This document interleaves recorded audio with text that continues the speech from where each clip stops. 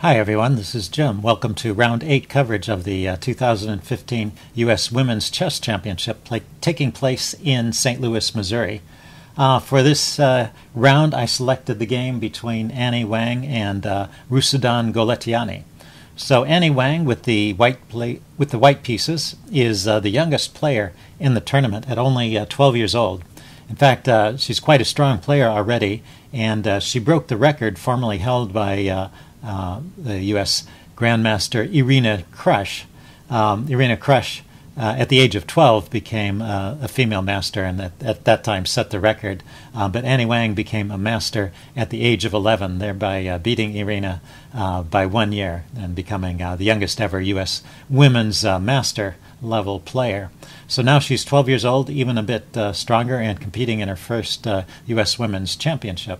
Her opponent, Rusudan Goletiani, with the black pieces, Rusudan Goletiani, is a veteran of these events. She's played in them many times, and she won the U.S. Women's Championship in 2005. So we have another battle of youth versus experience.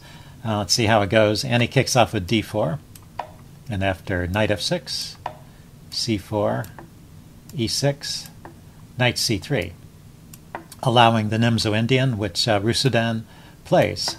So we get bishop b5, and now Annie chooses queen c2, the classical variation of the Nimzo-Indian, and the most popular way of playing these days. And now Rusudan follows up with a bit of an unusual move, d6. This is similar to the Zurich variation. If you've seen Chess Explained's channel, he plays this from time to time. He brings the knight out first and then plays d6. And that's the Zurich variation. But d6 can be played right away, so it's a slightly different wrinkle that Rusudan has. She intends to bring the knight to d7 instead of c6. But it has many properties in common with the Zurich variation, including it's very flexible, and black can choose to continue with either e5 or d5 at some later point, so not committing to any particular pawn structure in the center. Annie plays knight f3, good developing move and the main move in this position, and now knight bd7, so avoiding the Zurich variation, but getting into kind of a related line. Both sides decide to fianchetto, so we get g3 and b6. Black is setting up the fianchetto opposite of white's fianchetto, so with the idea of trading off this bishop if the opportunity arises. And now castles. And both sides have completed their development. At this point, we're in a pretty obscure sideline, and b3 is the first move that's out of the opening book. But it's not a bad move. This position is about equal. The thing is, it looks at first like white is doing extremely well with this good control in the center, and all her pieces are developing except for the bishop, which can come out along either diagonal. It's got good squares to go to. In fact, bishop b2 is probably what's going to be played here, since b3 was played. But black has a way of going after the center immediately, and this actually equalizes for black. So c5, hitting this pawn, and bishop to b2, completing development, and takes. And well, when the knight takes back, what happens is the light squared bishops get traded off. And so in this fashion, black has knocked out one of white's center pawns. White still has a little more space, but one of the key defenders around white's king has been taken away. And so overall, it's still about an even position. Black continues with rook to c8, putting some pressure on the c-file and indirectly on the queen.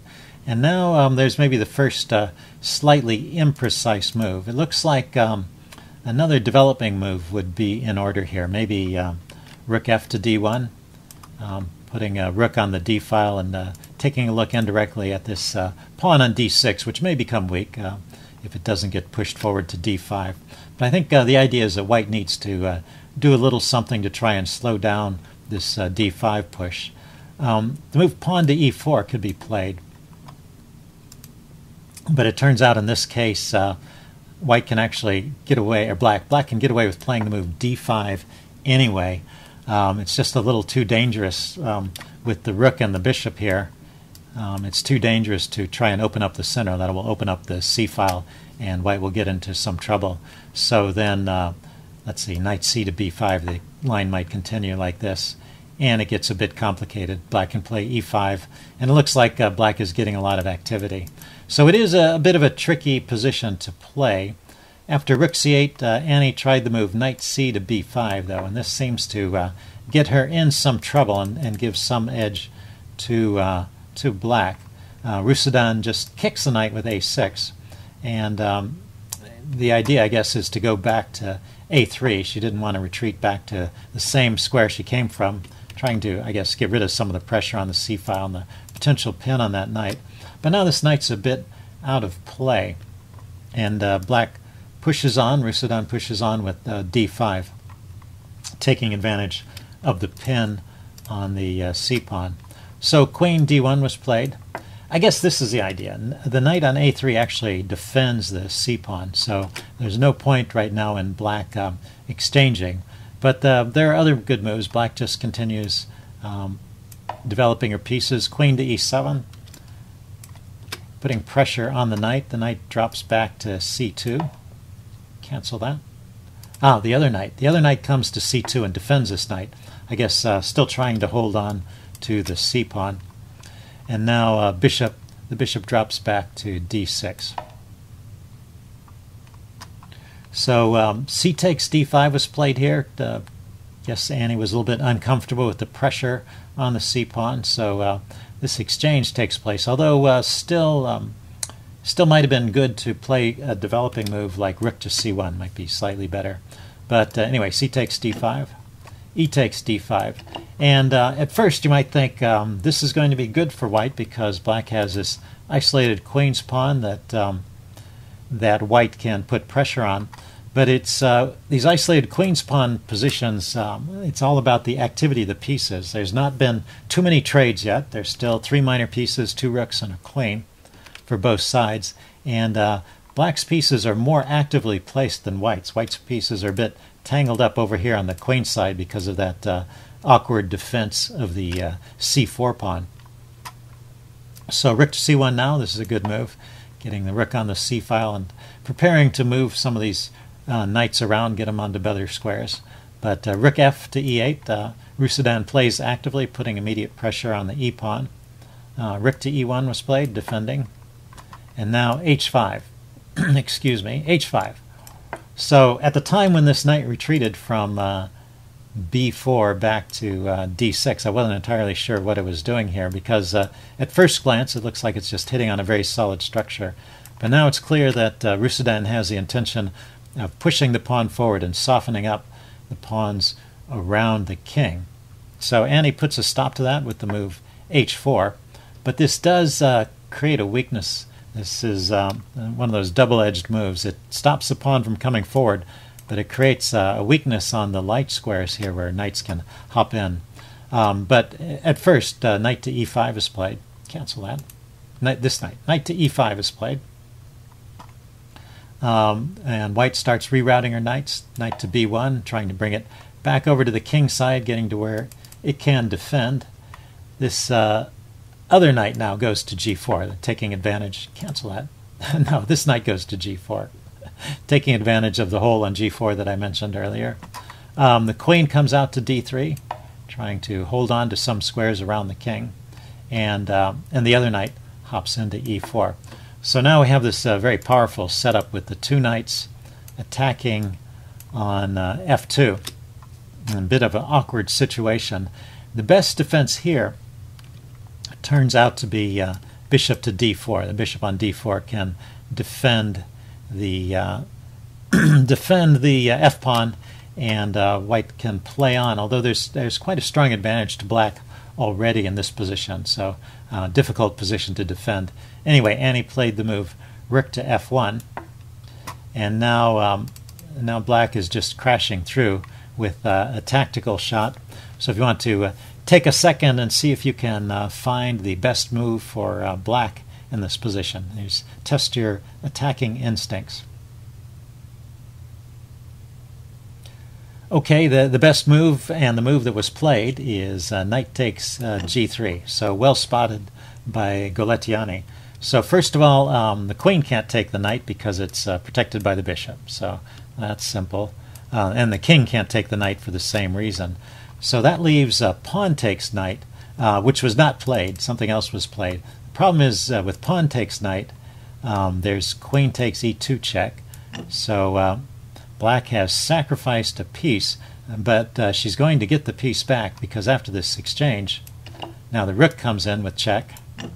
The king drops back, and now we see the rooks coordinating on the c2 square, and black gets her piece back with interest because she's won a couple of pawns and disrupted the structure around around white's king. So very strong attack there, as well as being up in material.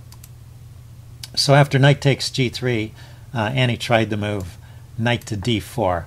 But this doesn't help. This she's trying to go for activity and counterattack, but this loses the exchange, first of all, so now she's down the exchange. She can throw in this move knight f5. This was the idea, and that's with an attack on the queen. The queen goes over to d7, and now rook takes f1, so getting the knight back, but white is just down the exchange and a pawn, and it's pretty hopeless here. It wasn't enough. Giving up that material was not enough to stop the attack. Black's pieces are still pretty well organized, and notice the knight is well supported here on the g5 square.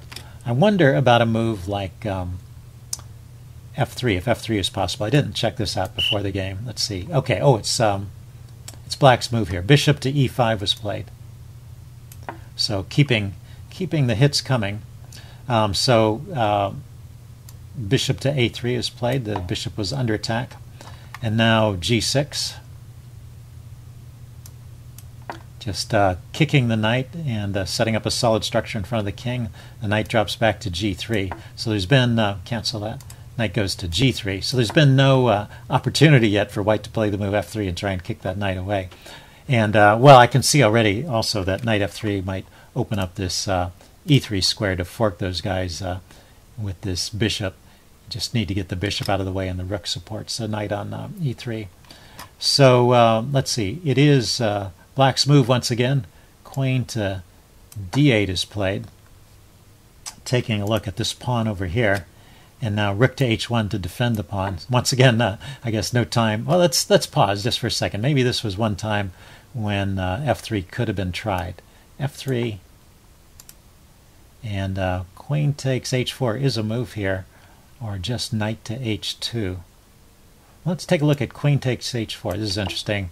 Pawn takes, and bishop takes g3. Yeah, so white stays material up in this line. So it's just not that easy to chase the knight away. So rook to h1 was played, defending the pawn.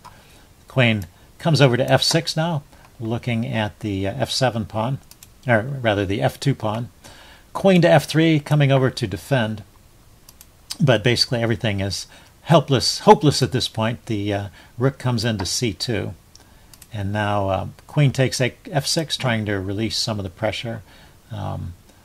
Bishop takes, and now rook to d1, counterattacking the d pawn. And d4, the pawn just comes forward. Rook to d2, trying to trade off another one of the attacking pieces, and we get this exchange. But unfortunately, these exchanges aren't helping that much because the endgame is lost too. So bishop takes h4 is played here. That pawn was hanging this whole time. The knight, the d knight goes to e4. Bishop takes g3, trading off another piece. h4, kicking the knight. Knight goes back to h1. And rook takes e2, finally winning that e-pawn. And Annie resigned at this point. It's been over for a while. She was just playing it out. But anyway, it was a good effort. Nice game from Goletiani. She played very solidly, and then when there was that chance to take advantage of Annie's imprecise defense, then she pounced on it, found the most tactically correct move, and put the game away. So at the end of 8 rounds, let's see, Katerina Nemkova is still in the lead. She drew today and she's at 6.5 points out of 8. Irina Krush in second place won her game today, so now she's at 6 points out of 8, just a half point off the lead. And then there's 2 players that are at 5 points. There's Nazi Paikidze at 5 points, and Rusudan Goletiani with this win is also at 5 points. So that's how things stand after 8 rounds. Stay tuned for more coverage. I will see you soon. Bye.